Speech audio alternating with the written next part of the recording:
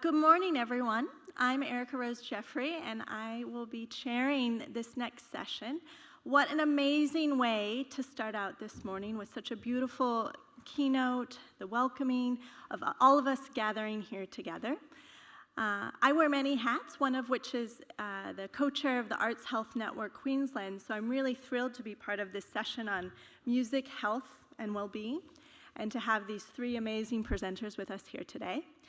I want to take a moment to acknowledge the traditional owners of the lands that we're gathering on here today, Yagara and Turrbal people here in Mayajin, and to acknowledge all of the elders, past, present, and emerging, and for all of those who are zooming in and joining us in the virtual space, to acknowledge First Peoples joining us here in the in-person and the virtual space as well.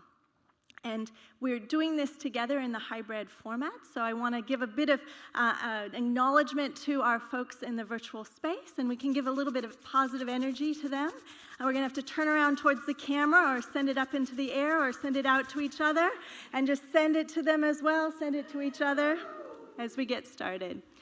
We're going to do a 10-minute format of presentation and then save all those amazing questions and discussion points for the end.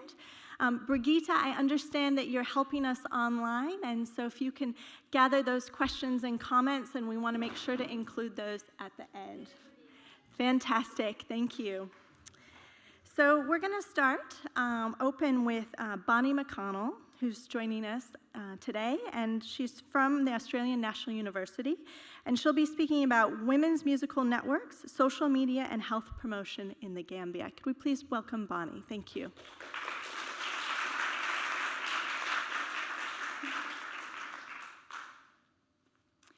Thank you so much, and it's such a pleasure to be here with all of you. I'm really excited about this symposium and looking forward to the next 3 days. So big thanks to the organizers and also to the presenters from the first session. What an inspiring way to start out. So I will be talking briefly this morning about music and health promotion in the Gambia. So this is connected to long-term work that I've been doing in collaboration with performers and health workers there starting in 2006. But I'll just draw out a couple of themes from this long-term research and then focus a bit also on some recent work that we've been doing over the past couple of years, looking at the challenges and benefits of engagement with social media. So this work is conducted in collaboration with colleagues at the Ministry of Health in the Gambia, including Buba Dabo, Hajarahuma, and Mustafa Minte. Good, it's listed there. Did it change?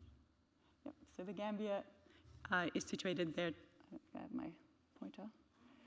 Entirely surrounded by Senegal, except for the Atlantic coast to the west. And zooming in here, for this project, we engaged with performers and health workers throughout the country, so in each of the 5 regions, including the rural areas in the eastern part of the country and also the more urban areas in the west. Research methods included in-person interviews, focus group discussions that we conducted on WhatsApp, and participant observation both in person and on social media.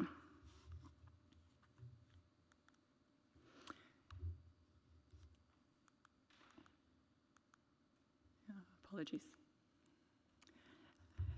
So the aspect of this work that I want to talk about today is a study of Kanyaling Fertility Society performers. And Kanyaling are an interesting case study for thinking about music and health promotion, and this is because their performance practices are so multifaceted. So we can see an interplay in their work between indigenous musical healing practices in this part of West Africa, newer collaborations with health organizations, and more recently, a transition to increasing engagement with social media. So Kanyaling performance groups are made up of women who have experienced infertility or the death of a young child, and they have a special social status. So on the one hand, there's a stigma associated with infertility, so women who have few or no children experience social marginalization. But on the other hand, Kanyaling groups have a special status, so they have a lot of power and influence, and they're known for being able to speak openly and for being able to address sensitive and difficult topics that other people would avoid. In terms of their performance practices, Kanyaling performances are highly participatory, community-based activities. These are events where everyone is expected to be actively involved through singing, hand clapping, and dancing. So if you were to attend a Kanyaling group, even as a complete stranger to this region, you would be invited to join in that way. This element of participation is key to their impact in promoting health and well-being.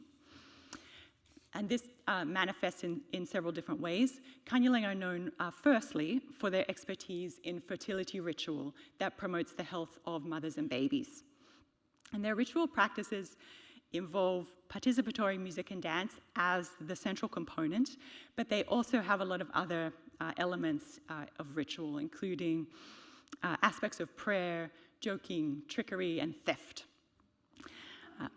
And in addition to this ritual practice, which is quite well established and ongoing in communities, Kanyaling have also taken on partnerships with health organizations.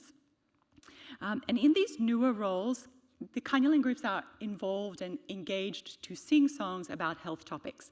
And this includes a whole range of things from HIV/AIDS to malaria to exclusive breastfeeding and many other things. And because of their existing expertise relating to reproductive health through this ritual specialization, and also their unique social position, they're known for, and they're seen to be particularly effective in communicating information to everybody, but especially to rural women. And this is in a context where there is low literacy and a cultural preference for oral forms of communication. So in my long-term research, it is Kanyaling's, their skill in engaging people and getting people actively involved through music making that is key to their success in health promotion activities. So health organizations often emphasize messaging, right, the lyrical information that is contained in songs. And this is important, but the nonverbal aspects of the musical performance are just as important in the process of health promotion at the community level. And in particular, musical participation serves as a means to facilitate wider community engagement and ownership in responding to health problems in a way that resonates with local lived realities. So over the past several years, we've been looking at what happens to these established participatory music practices in the context of the COVID-19 pandemic. And there's a lot to talk about here, but I'll just touch on a couple themes that come out of this work. Firstly, Kanyaling and health workers emphasized the unique challenges that they encountered during the COVID-19 pandemic as a result of widespread misinformation shared on social media. They also talked about a breakdown in social relationships and growing mistrust. In response, health workers and Kanyaling groups began to use social media a lot more in their health communication work.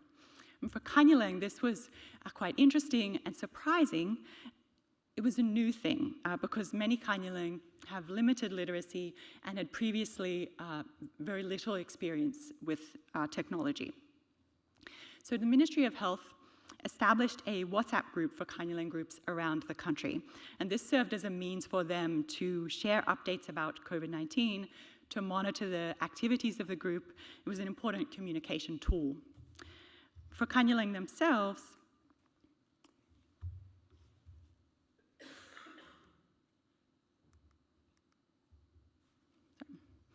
participation on this WhatsApp group allowed them to experiment with new forms of creativity and participation and to build their social networks. So for example, Kanyaling used the voice note function on WhatsApp to enable an adapted form of asynchronous call and response singing. So a lead singer would share the beginning phrase of a song, and then another singer would come back when she has time and share the response.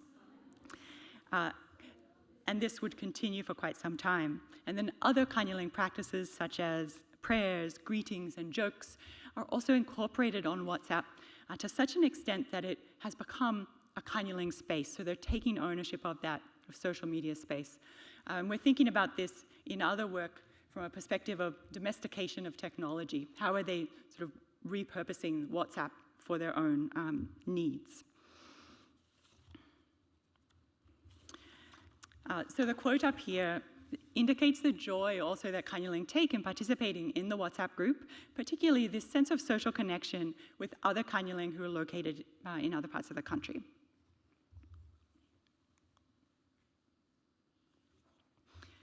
At the same time, our research highlighted the limitations and real challenges of social media.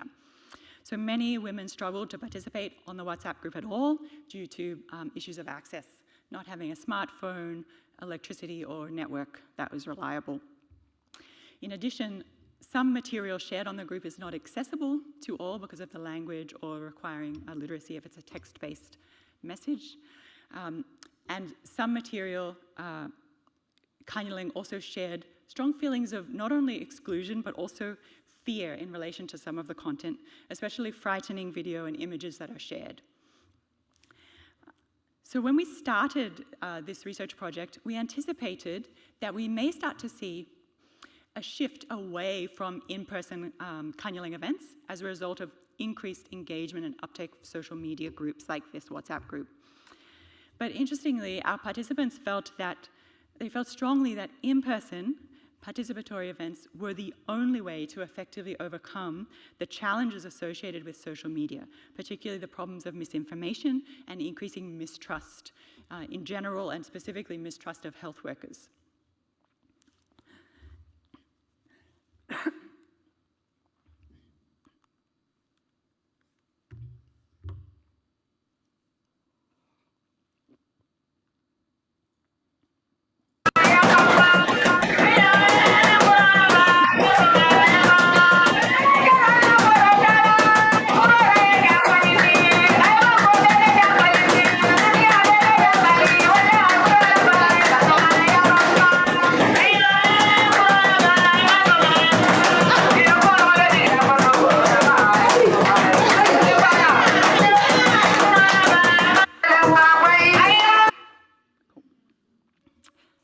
Thank you. So this is the New Yundum Kanyaling group performing at their local clinic. And this event occurred in 2022 at a time when the messages and the emphasis had shifted towards promoting vaccination rather than masking and social distancing. So I have an English translation of the Mandinka language chorus here. And the lead singer in her spoken Sararo section also provides information about COVID-19 vaccination.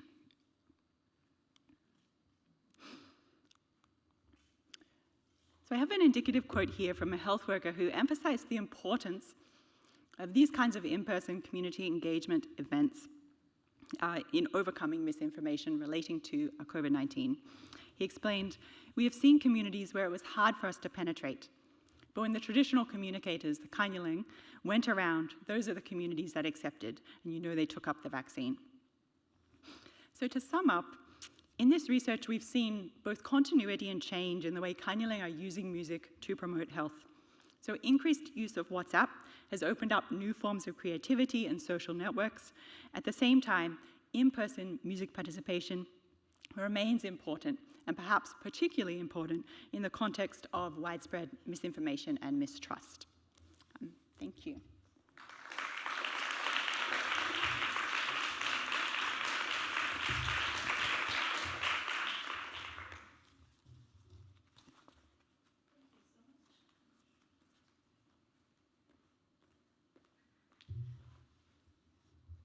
Next, I would like to invite Andrea Rodriguez and Gloria Zapata to speak, joining us from in-person and online from Colombia, and Andrea from the University of the Caribbean, to speak about Expedición Sensorial Programme, Transformations in the Role of Cultural Policies in Rebuilding Social Fabric in Colombia.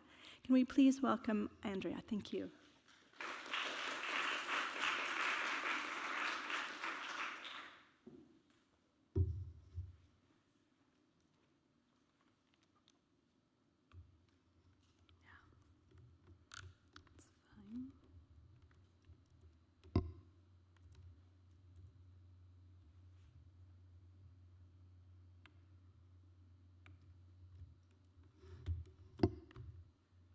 No. Good morning. I'm glad to be here. The other author of this presentation is Gloria Zapata. No.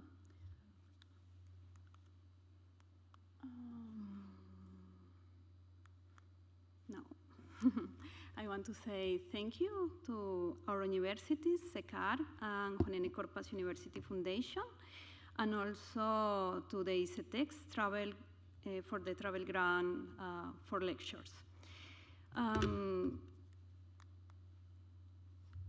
Here I will present some reflections of the results of a study to take place in the context of the Arts of Inclusion network led by the research Oscar Odena at the University of Glasgow.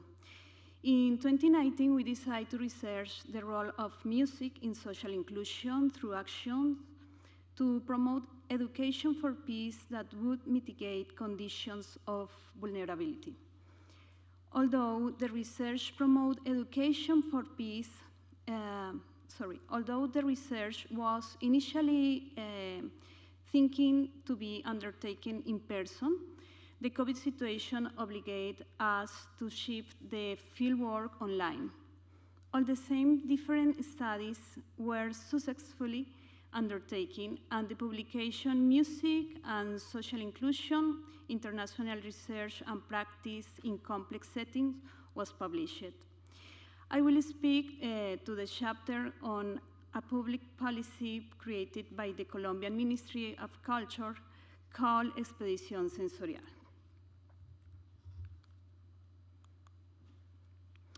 Social inclusion takes place on the economic, social, and political level. Therefore, it generally completes access to such rights. However, in the case of victims of an armed conflict, such as the Colombian one, these rights are seen from the perspective of reparation. That is, in relation to how violent acts affect their lives and how different actions might have a reparative impact that mitigates or compensates the way in which people have been affected. Thus, according to a review of the concept undertaken in 2013, peace building is related to any and all efforts at mitigating or transforming these violences at the individual, collective, and structural levels. At the individual level, peace building is concerned with emotional relief, changing or transforming the impact of the violences that people have lived through. On the collective level, peace relates to the rebuilding the social fabric by means of creating or strengthening networks, forging bonds, and recovering social trust. At the structural level, it is concerned with recovering the trust of citizens in institutions and bringing opportunities for change closer.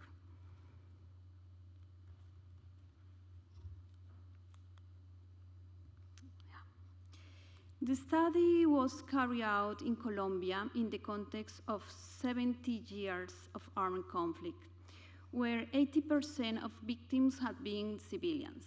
Thus, Colombia has been forced to constantly rethinking the impacts of this violence and the design of public policies that can address such a challenge. In particular, the arts have been called upon to transform this complex context. An example was the National Plan for Culture between 1922 and 1924, where the role of culture was oriented towards recovering a sense of peaceful and tolerant coexistence. So important was this tendency that, according to Tafur, the author, the Ministry of Culture created in 1996 was originally going to be called the Ministry of Peace. Likewise, the National Plan for Music for Coexistence came into being in 2003, established to reinforce democracy and strengthen coexistence.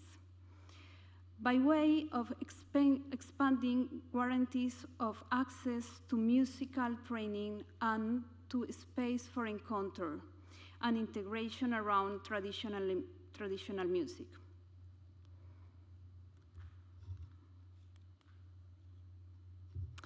Our study reviewed the Expedición Sensorial Programme, which is part of the Ministry Culture public policies.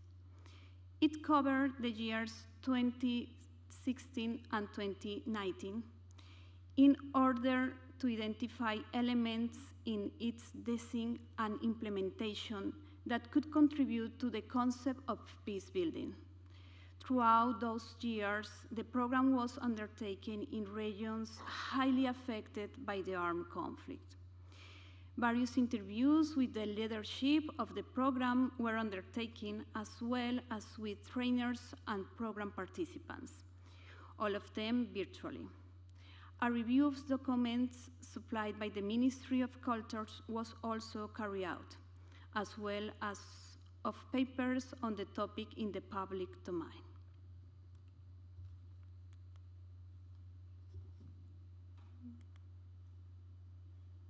Thank you.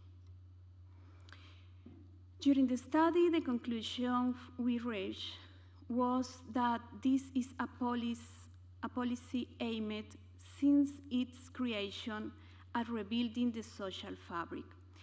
The program is not an activity whose contribution to peace building is collateral, but rather was established with that intent.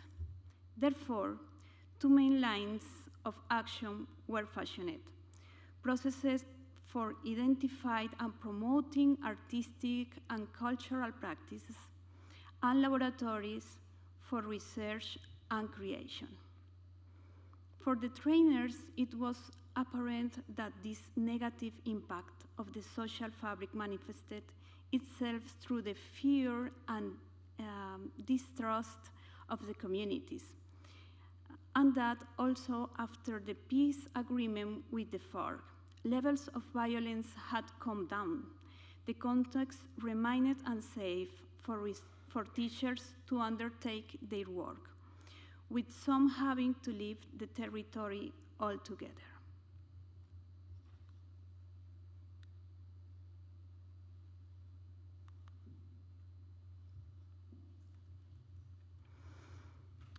What, then, are the elements of the design and implementation of this policy that would contribute to the peace building? We say one of these: creating the space for encounter without forcing the matter of the armed conflict, but without censoring it either. The creative laboratories in particular were open spaces where the communities defined the project that they wanted to carry out together, and also touching on the experience of the conflict was not imposed by the project. They emerged naturally. Second, spaces that do not seek a specific product or result as an outcome, but are centered on the process and the voice and the needs of the community. A number of facilitators were from the communities and made sure that the value of the spaces was not reduced to the building repertoires. This was one of the parameters of the project, leaving the space open for the creation, research, and community dialogue. Third, the program also gave rise to the community focus and intergenerational affair. This means identifying knowledgeable people in each place, not just in music, but also in dance, narration, cookery, and craft work. The purpose was to reconnect the younger generations with traditions that the elders kept, creating new social ties between them. The last one.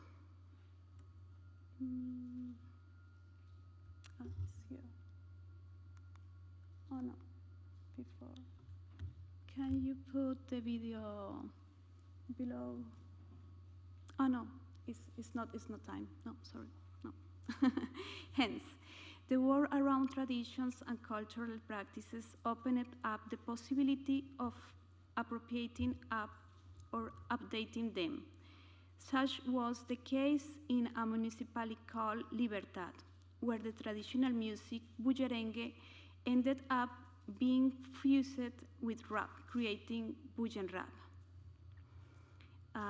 The conclusion: reviewing the cultural policies in the light of this broad responsibility for a kind of social peace is an ambition that has been questioned, especially because there are structural elements to the social situation in Colombia that are beyond the reach of their action. With this point, the interest of this analysis consisted in contrasting Expedición Sensorial proposal with the ways in which it was rolled out and how consistently it achieved its objective. The aforementioned elements provide an important margin for communities to come up the process to estrench themselves, widening their autonomy and empowerment. The intergenerational dimension also seems to have been valued in terms of rebuilding the social fabric, as it revitalizes system of knowledge and traditional knowledge linked to territory, strengthening their identity. Thank you.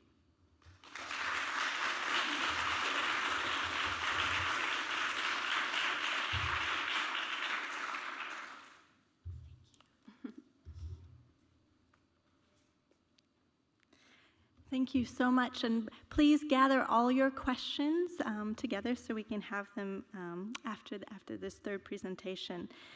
So our next speaker will be Catherine Threlfall from the University of Melbourne, speaking about equity of access to social connectedness through shared music making for underserved children, young people, and families in the Mallee region. Could we please welcome Catherine?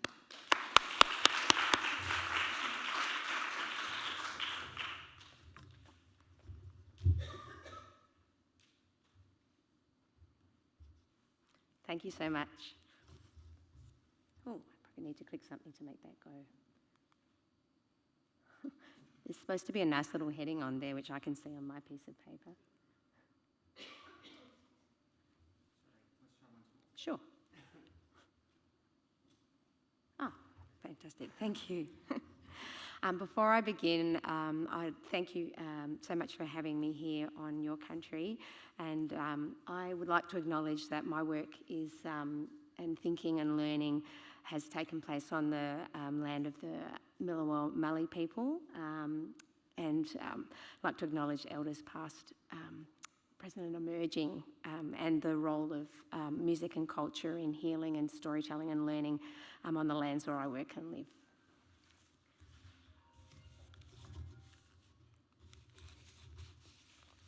I pointed at you. Oh, there we go. Me and technology are not friends today. All right, there we go. Today I want to talk to you about health equity in regional Australia. I have lived, worked and played in regional Australia for most of my adult life. All regional Australians have lived experience of the desperate lack of health services in regional and rural areas. I am a middle-class community member with the personal and financial resources to advocate for the needs of my family in regards to health and wellbeing. Despite this, we currently drive 3 hours to access a mental health social worker for my teenage daughter. The waitlist for the public paediatrician for my grandson was over 18 months long. My adult stepdaughter and new grandson have just narrowly escaped death with a traumatic birth where they were unable to be flown on an emergency flight to Bendigo for advanced maternity care because they were booked out and unavailable when my daughter was in a critical condition during her labour. And we are the privileged members of our rural community. People living with chronic adversity and intersecting with diversity in regional Australia are multiply impacted by a regional health crisis. As a music therapist living and working in regional Australia, I feel a growing sense of disquiet about the barriers to access to health promoting supports for underreached people in my community and in communities like mine. Have I got that worked out yet? There we go. So I live in the Mallee region, which is the very large area surrounding Mildura on the Murray River, or the Mallee in the local language. I've been working, living and playing in the Mallee since 2014. Since 1997, I've worked in regional Australian communities as a music therapist, special educator, community musician and small business owner, and now early stage researcher. I live in the small town of Wellbeing, population 3,500, 15 minutes from the regional centre of Mildura, 6 hours drive from Melbourne, 4 hours drive from Adelaide and 12 from Sydney. I own and lead the only music therapy service in the Mallee, with our next nearest music therapy neighbours at least 400 kilometres away in any direction. Mildura is a regional town with 50,000 people in the town and surrounding centres located on the Murray. We're surrounded by vineyards, wheat fields, orange, almond orchards, river plains, Mallee scrubs, salt lakes and the beautiful desert. The Mallee is home to vibrant and dynamic rural communities alongside massive disadvantage. The Dropping Off the Edge Index of Entrenched Disadvantage names the Mallee communities of Mildura North, Mildura South, Redcliffe and Wellbeing in the 40 most disadvantaged communities out of a total of 480 locations in Victoria in 2021. Since 2014, I've been working alongside other music workers in our community to offer accessible music making opportunities that contribute to a whole of community health and wellbeing across the huge Mallee region. Following the incredible efforts of local change makers to offer truly accessible active outreach vaccination clinics during COVID, I was inspired to act on my deep and growing disquiet with the results of my efforts to make music programs in our community truly accessible. Despite partnering with community organisations, offering free programs and transport, making music accessible in remote rural locations, I could still see evidence that our programs were not accessible to many members of the community. The desire for change resulted in conversations with place-based change organisation Hands Up Mallee and led to Fun in the Park, a collaborative pilot project to bring service providers directly to neighbourhoods with a high proportion of people living with chronic adversity to offer free fun activities in community parks with the hope of building bridges for people to health promoting resources and supports. Our music therapy and community music team have been core team members in these events and also an integral part of the organising team. Together with the local council-supported playgroup programs, local community paramedics, you can see Travis all wrapped up there, Indigenous support services, neighbourhood houses, community health, local service clubs and social impact workers, since March 2022, we've been involved in active outreach events that are in local parks, directly in neighbourhoods that have a high proportion of people living with chronic adversity due to generational poverty, family violence and significant barriers to accessing support services. Music therapists, music teachers and community musicians offering outdoors, open, free access in hard-to-reach neighbourhoods has opened the door for shared music making to many people of all ages that would not generally access music making opportunities outside of school or kinder. There were some amazing jam sessions driven by the children and adults who came along. Afro-pop dance parties, First Nations kids freestyling on our karaoke microphone, adults revisiting childhood music skills playing tunes on the keyboard or the guitar, and people creating new lyrics and sounds with little ones. We made music with people of all ages alongside impromptu basketball matches, giant bubbles, a free barbecue, weaving, art, footies, games and a smoothie bike. Most importantly, all of the workers at Fun in the Park spent time talking with the people who came along as they had fun together in a shared community space. Over time in each of the locations, we built relationships with the people who came along and began to gain a fuller picture of the resources and challenges of each of the communities we were placed in. My involvement in Fun in the Park and other open access active outreach has driven my determination to understand how to enable access to shared music making and the potential for music making contributing to improving conditions and building resources for health and wellbeing for underreached people in my community and in regional Australia. The windy path to a PhD.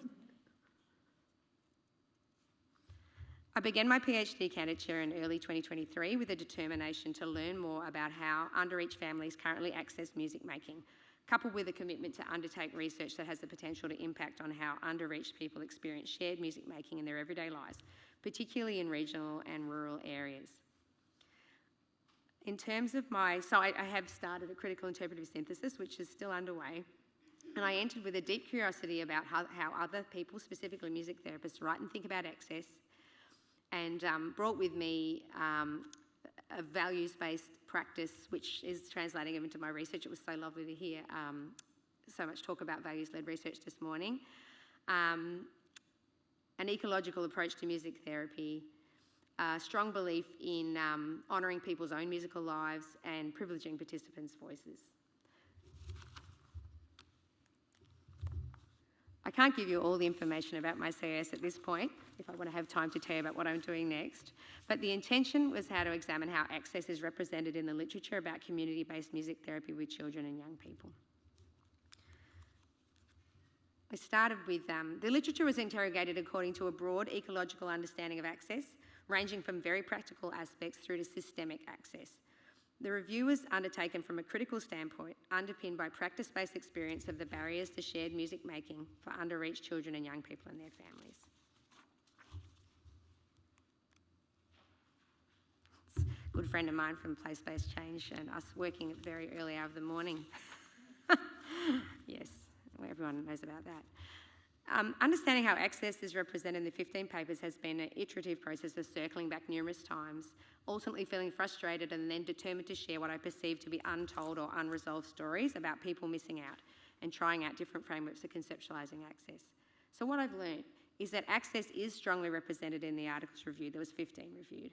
There is ample evidence of authors focusing directly on the role of music therapy in providing access for people who may be missing out on other services, who may benefit from music therapy due to adversity. And there are clearly documented stories about how access may be enabled. But what I'm really learning is really interesting. So equity of access is coming out really, really clearly. Music therapy is taking a targeted approach to enable access, and equity of access is coming out really clearly. But what I'm really learning is that the stories of success when access is enabled are privileged in the literature. And the stories of when it hasn't worked or when there are barriers to access, particularly those that are embodied in the way music therapy is set up traditionally, are not privileged in the literature. So from a critical standpoint, it may be argued that focusing attention on the stories of challenges to access that have not been overcome has the potential to provide insights and understanding that may contribute to improving equity of access to music therapy for underreached people. Sorry, there's lots of information here we don't have time for. I also focused in on, during analysis, the pathways to music therapy, which emerged as an important thread. I became very interested in understanding how referrals, recruitment, and attending and engaging in programs was represented. Short factual descriptions of the referral process are clearly represented. There is also evidence of attention to tailored pathways for hard-to-reach participants. Stories of participants successfully navigating the sometimes difficult pathway to music therapy are also privileged in the literature reviewed.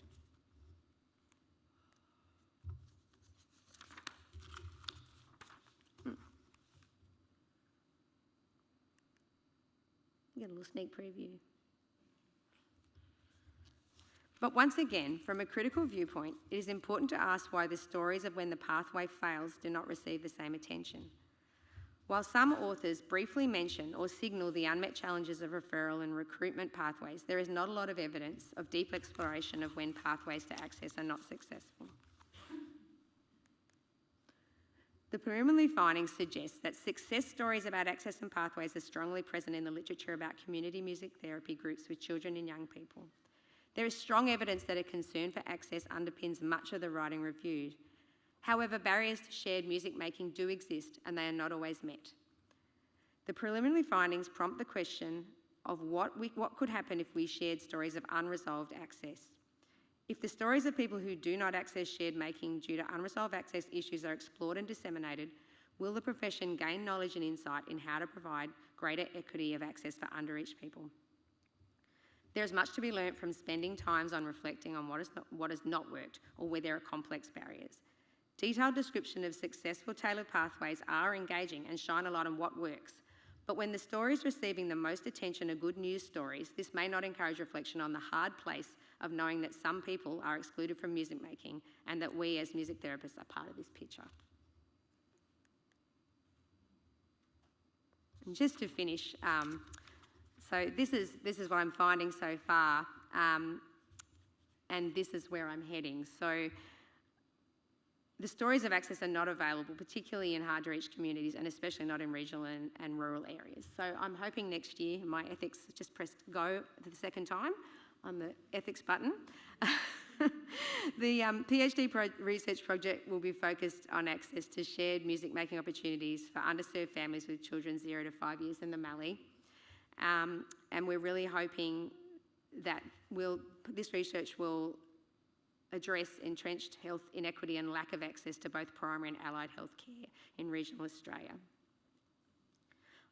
We're very hopeful that taking this approach to listening and reaching out to underreached families will in some way contribute to addressing health inequity in regional communities and the many layers of barriers to access to shared music making experienced by many people in regional Australia. Thank you.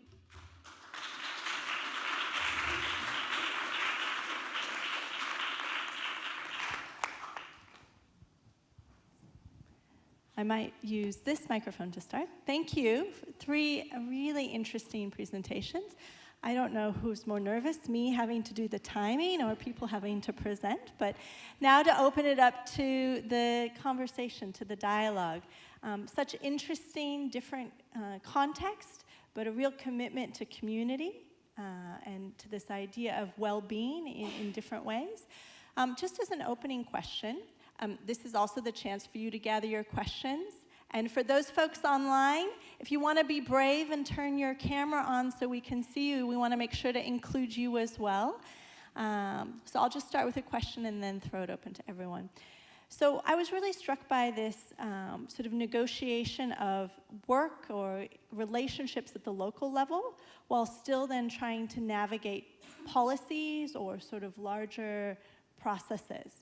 And so I'm just curious from your experiences, anything you'd like to share either about the challenges or maybe successes you had in navigating those 2 different relationships.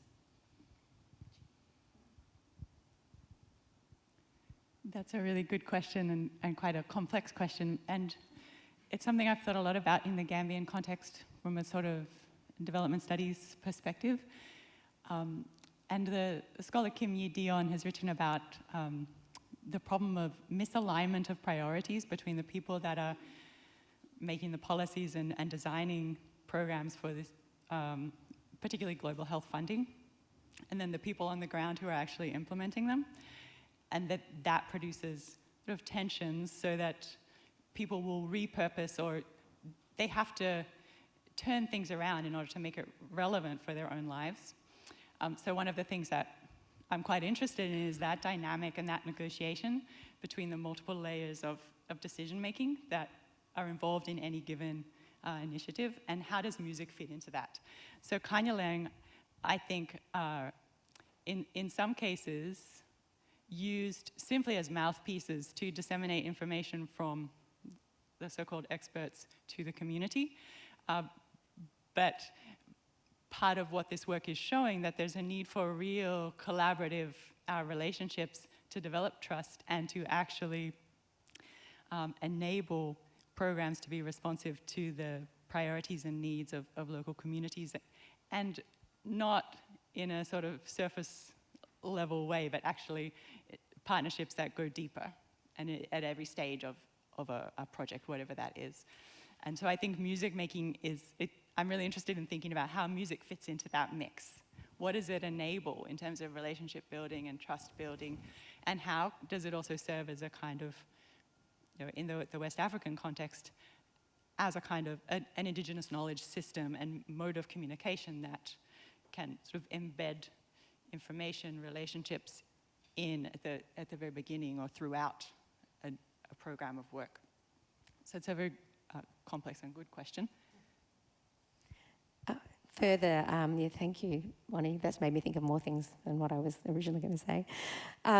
That's something that we grapple with all the time. So in terms of the Fun in the Park work, we deliberately chose to step outside of the ordinary systems where people might usually meet with the child and maternal health nurse, or they might usually have to come to a centre to see the paramedic and to take it directly to neighbourhoods. And we found that just by doing that, it's opened up some great conversations around how agencies in our area and systems might have to adjust. But like it was talked about this morning, it's at that stage of, gee, that was great. I will have to talk more about that. And it's kind of at that stuck point where there's all these very firm structures around how agencies work in our community. And even though this collaborative work is providing a model of what that might look like outside of the current systems and how that might really be able to bring relational practice into focus as the only real way to create change and to support access to services in our community, that the structures of the agencies, and it's so dependent on leadership, like we were talking about with Uncle Glenn's PhD, it's so dependent on leadership. And so we're at that point of tension, really, where we're saying this works, and then we've had, you know, sort of the people in power saying we can see that it works, and then this impasse. Thank you for the question. I think for us the big challenge in this kind of processes is try to be real the labels that we put in the policies or in the programs, or because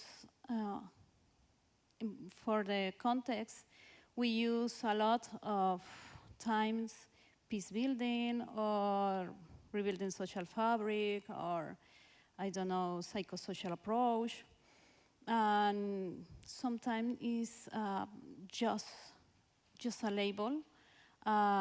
It's just like necessarily for to bring the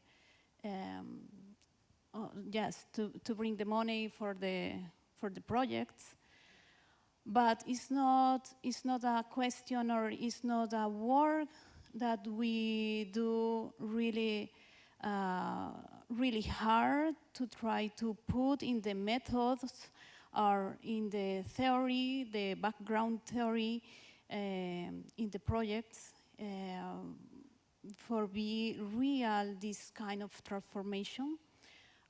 So for us, I think so is the big challenge. I don't know if the word is to be serious or to be real.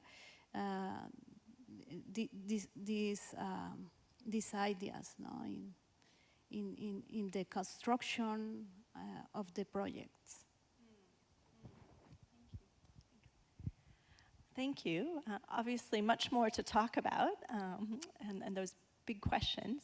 I might throw to the folks online. Brigitta, are there any questions or things that have come up? Yes, can you hear me? Yes, we can. Oh, I can hear myself echoing as well. Yes, we do have one question from Jane for Catherine. And Jane says, Catherine, I love your exploration of failures of programs to access or include certain groups. Outside of an academic setting, how would you suggest we document and share these program crucial outcomes? For example, for funding bodies or to funding bodies? Thank you, Jane. That's a really thoughtful question, and one that I've been giving a lot of thought to both in my life as a practitioner and my life as a scholar. I'm a deep believer in stories of change and storytelling as being the most powerful way to share stories, not only stories in the moment, but stories over time. And I think that being able to privilege participants' voices in the storytelling and in preserving their own lived experience of what it is to either be enabled to access music therapy or music making, or what it is to not being able to access music making, that participants' voices and their contexts are quite possibly the most important thing that we have. So it's my job to be quiet and listen and support others to tell their story. That's my belief, both in research and in my practice life. Great, thank you. Brigitta, any other questions from the online participants? Not at this stage, but I'll keep you posted. Maybe come back to us. Okay, could we have a few more minutes? I'd like to open it up to the folks here in the room. Are there any other questions that have sort of started to percolate through the presentations and the conversation? Great. We have a mic coming to you.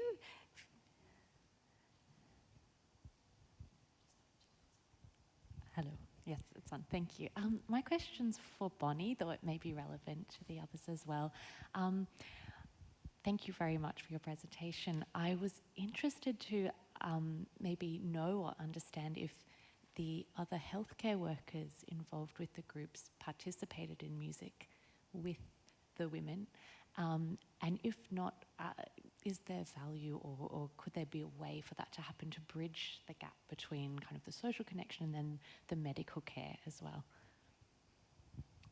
Great question, thank you. So in this part of West Africa, there is this kind of shared repertoire of songs and dances and rhythms that are very widely known. So it is a setting where people are fairly quick to join in and sing, very different from what we might find elsewhere, in Australia, for example. Although among certain communities that's also the case. But for that reason, yes, health workers do typically join in actively. But there are also certain associations. So thinking about Kanyaling performances in particular, they are considered to be a women's performance practice. So men do join in, but not to the same extent as women do. So there are sort of expectations around who participates and how they participate that depends on gender and age and ethnic group and professional or hereditary group as well. So there's complexity around that. But in general, it's quite a sort of open approach to music participation. Thank you. I've got a question. It's for Catherine, actually. Really great presentation and really clear articulation of the gap, I think, that you've found so far in your research, so congratulations on that. I'm just curious in terms of the question around access in regional and rural communities. What's the coverage of music therapists in those areas? Because I come from a regional area myself and I'm in music and I don't really know any music therapists in my area. So I'm just curious as to whether that's one of the key barriers that we have, is that we don't have enough therapists. Yeah, thank you. That's a really great question. Because I didn't even touch on geographical access to music therapy. So a workforce survey was completed last year of music therapists in Australia. So of all the music therapists in Australia, 27% of us work in regional areas. But the reality of that is that there are some communities that are covered. Our community is quite unusual. So we're a small community with 4 music therapists, which is almost unheard of in Australia. But we're in Mildura. There's no other music therapists until you get to Bendigo and Ballarat. You could go thousands of kilometres north. There's no music therapist that way. There's music therapists in Adelaide. And so there are some regional communities that have 1 or 2 music therapists, and usually they're music therapists that have trained and come back to their home community to work. But there are countless, and the NDIS has given a huge opportunity for music therapy to grow into regional areas. So this is quite recent that there are this many music therapists at all in regional practice. It's a really fast-growing area of practice. But there are still, I can't tell you the numbers. There's a really great map of density of music therapists on the AMTA website.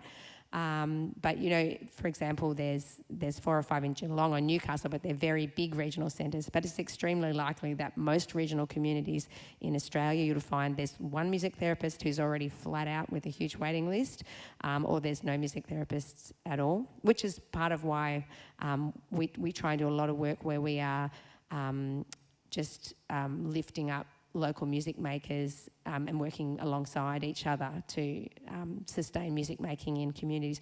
Music therapists are obviously not the only tool, but they're one particular type of musician doing healing and learning and growing work. There are so many other musicians in communities who are doing beautiful work, but in terms of health equity and access to allied health, yes, it's still quite limited. Thank you. Thank you. I am aware that it is the time for lunch, and that there may be other questions that come up. I encourage you to speak directly with the presenters, to use that to spark further dialogue. If there are other questions online, we can maybe make note of them and follow up with you as well. And I have been notified that there is a sound meditation that will be happening at 12:45 in the foyer. So I encourage you to get lunch outside where you had the morning tea, and then invite you to come back into the foyer. Can we please thank Bonnie, Catherine, and Andrea one more time? Thank you so much.